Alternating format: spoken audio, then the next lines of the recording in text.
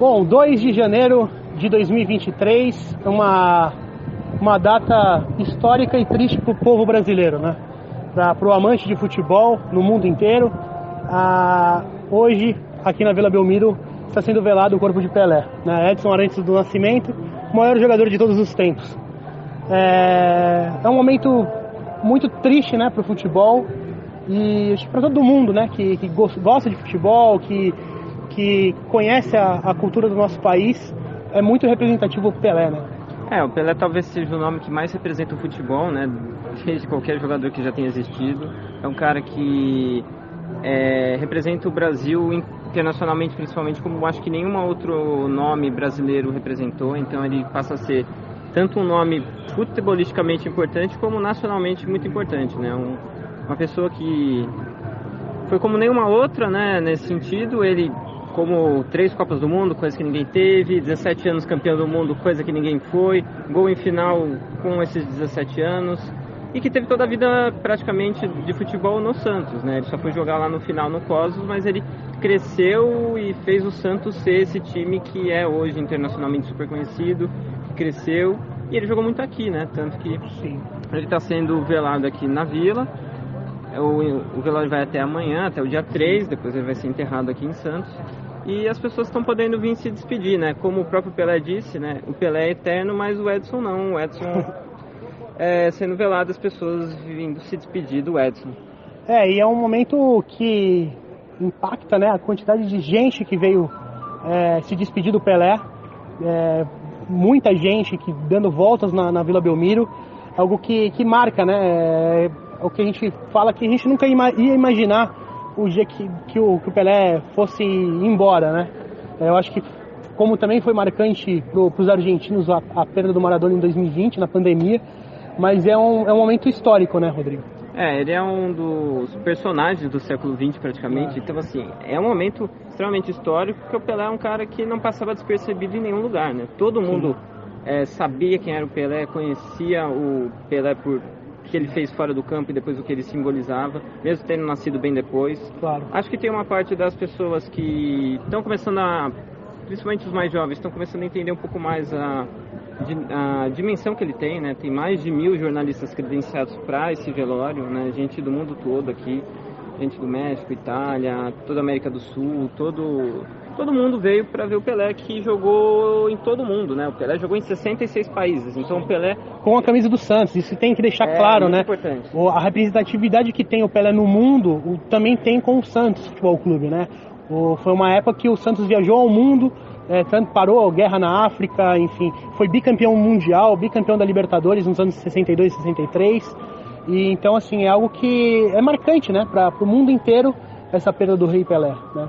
E é importante lembrar que o Pelé, por mais que não tenha jogado na Europa, não dá para dizer que ele não tenha jogado nos principais centros. Sim. Porque o Brasil de 58 a 62, que foi aquele período que o Pelé ganhou as 2 Copas em sequência, e depois ele ia ainda ganhar de 70, então 3 em 4, o Pelé jogava no Brasil, e o Brasil era um dos principais campeonatos do mundo. Claro.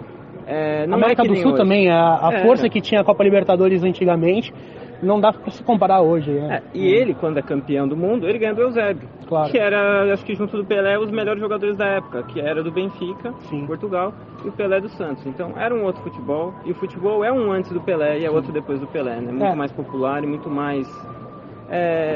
popular, eu digo no sentido de pessoas que assistem, popular também em classes, né? Claro. O Pelé, acho que ele conseguiu popularizar o futebol em outras classes que não só a elite, que começou no Brasil principalmente com o futebol.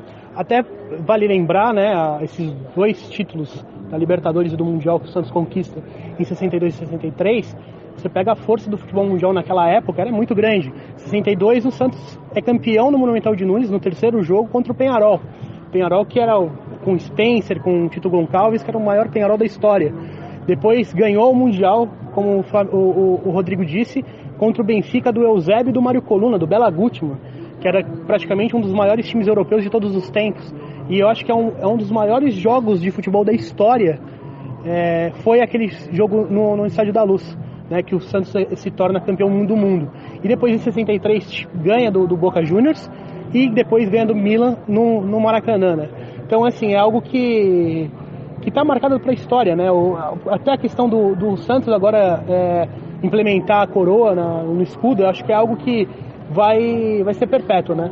Acho que vai, e acho que combina muito porque o Santos e o Pelé, eles meio que surgem juntos ali, né? O Pelé, muito no começo da carreira, surgindo ali no Santos já com 16 anos, começando a jogar no time profissional, o pessoal começa a ver, começa a entender que o Pelé era uma coisa diferente, o Pelé vai para a seleção, ganha uma Copa e vira outra coisa, né? O Santos vira um outro clube, o Pelé passa a ser o principal representante dele e do futebol brasileiro, que o futebol brasileiro, principalmente internacionalmente, é muito visto como um futebol alegre, de vitórias, gols e super tradicional, muito por causa dessa época, do Santos, do Pelé e depois da Copa de 70, que acho que imortaliza de vez o Pelé diante de todo mundo quando ele é campeão lá no Azteca, no México. E aquela final de 4-1 que acho que junto com a última final e algumas outras estão entre as principais finais de Copa do Mundo.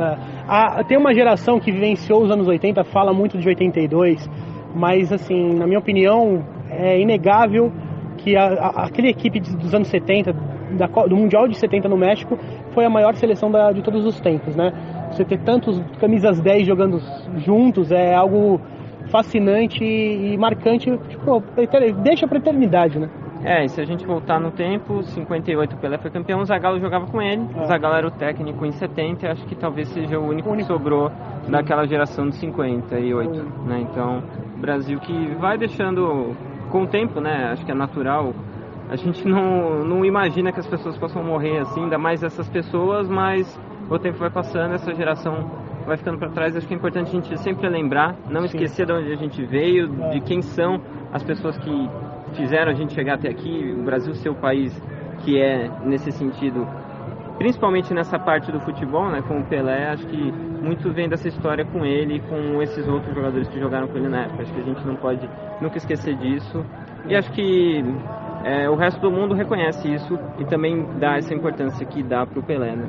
Para você ter ideia, praticamente a maior parte dos presidentes do mundo prestaram homenagens para ele, a NASA, assim, coisas que estão fora do futebol, mas que reconhecem a importância do Pelé. Vários dirigentes também